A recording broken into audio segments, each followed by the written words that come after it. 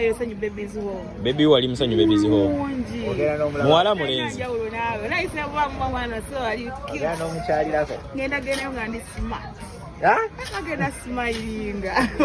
Amatamu budde omanyi oti yange no mama mbadde ngenda kubako kadooza nti nkebera obagawoze. Kirungi wawonera Sino bade na kyewunyiza bannange. Kale no ng'ovudde ne kwekyo eri eraliikirira nga n'agamba we nakazina wako sekuna sirimu.